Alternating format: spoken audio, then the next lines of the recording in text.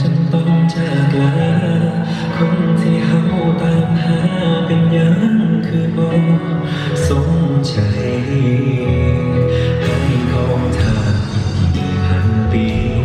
อยู่ตรงนี้อีกนานเท่าไหร่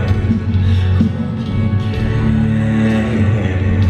เธอทำฉันได้ชาติไหนก็รอเธอ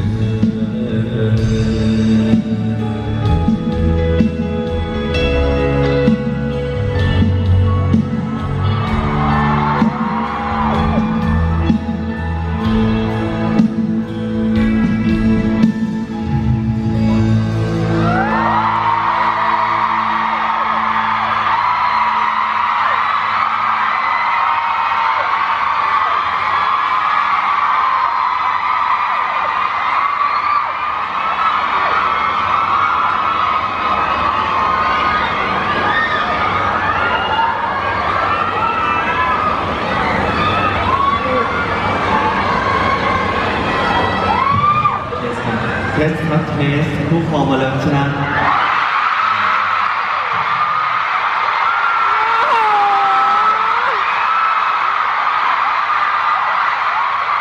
ชุดนี้เป็นผู้ครองหนูด้วยนะวันนี้สีแดงแป๊ดเลยนะแอดมากเลยตอนนี้หนูแอดเลยเรื่องด้วย เขาเป็นแมลงทับ1 วันครับ เป็นอะไรครับ แมลงทับ มาทับด้วยใจเฮียนี่ ไม่ต้องเลย เมื่อกี้ยังเราจะมาพังร้านหมูอยู่เลย ฉันไม่ต้องการที่ตรงนี้ฉันพูดเล่นผมว่าทุกคนแล้วพูดยากมากเลยอ่ะพูดเนิร์ไปตอนพูดเนิร์ก็พูดไม่ชัดตอนซ้อมก็ซ้อมแบบครั้งแรกในชีวิตที่แบบพูดเยอะขนาดนั้นแล้วมันพูดไม่ได้ พูดเนอร์เป็นประโยคเลยเนาะ พูดเนิร์เป็นประโยคแล้วมันพูดมาได้นี่ ก็พูดได้อยู่นี่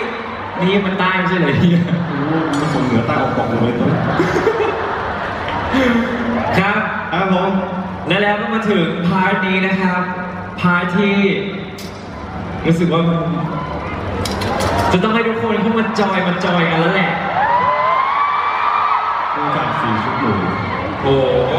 หน้าจอยมาก แต่ก่อนที่จะไปจอยกันนะครับ อยากลองเล่นเวฟอะครับได้ไหม ใช่มองเล่นเวฟนี่กระพริบแล้ว ในเวฟ ฮะ ในเวฟ โอ้โห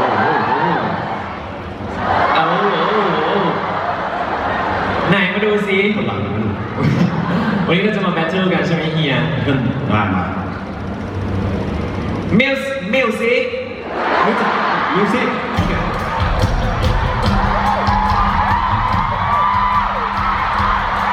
อ้าวเวฟโอ้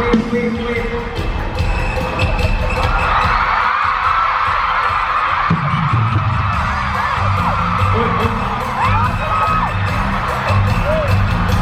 อันนี้คือ โอ้โห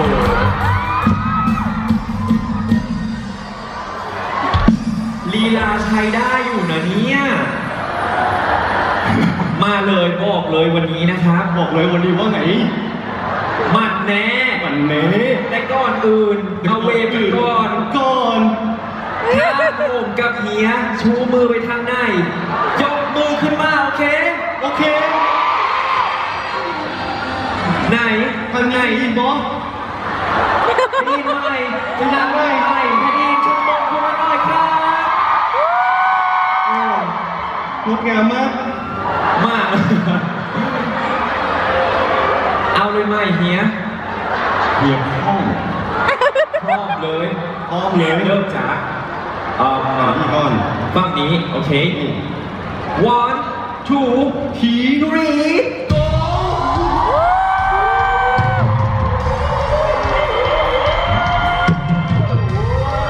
หมุนกลับเลย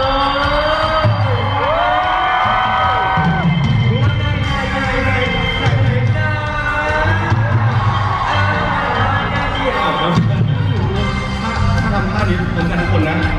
ไหนไหม พร้อมกันทุกคนสักรอบหนึ่ง one two 3วอร์มเครื่องเรียบร้อย เอาเฮียเดี๋ยวเราได้เต้นแน่เก็บแรงไว้ก่อน ใครกดแรงไม่ต้องหนูแรง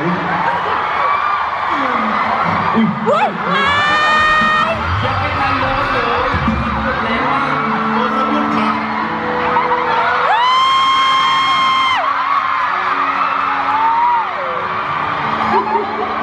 โอ้สนุกค่ะหนูนึกเลย โอ้โห ทวิตเตอร์เดี๋ยวเขาก็ลงช็อตเฮียบอกว่าเฮียมาเช็คอินแล้วแซวกัน ดู ด้วย จัง นะ นะอุ้ย อุ้ย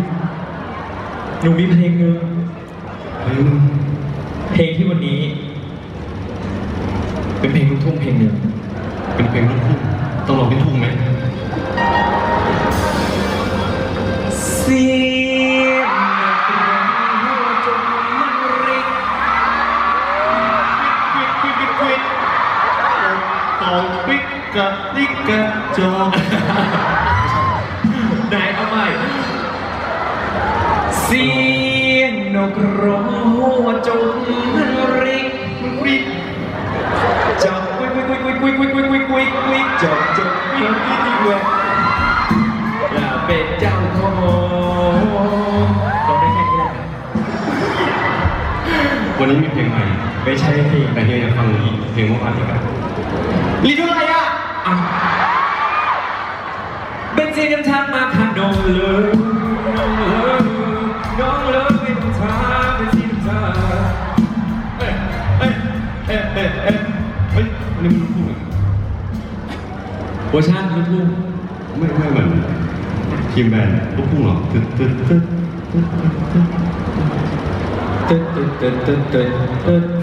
ช่างมัน งงอ่ะ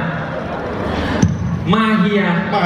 อย่าง ถึ นี้ งเวลาที่เราต้องมาแบทเทิลกันแล้ว ไม่งั้นร้านส้มตำหนูอะจะเป็นของเฮีย เฮียจะได้โดน ส้มตำแซ่บๆซ่าน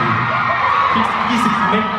หนูจะตำให้เจ็บเลย โอเควันนี้มีขอบางนิดหนู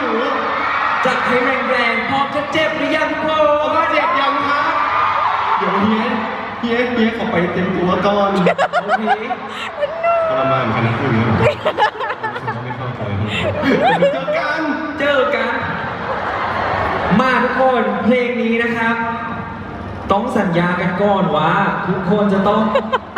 แดนซ์ด้วยกันนะครับ ใครๆยืนใครๆนั่ง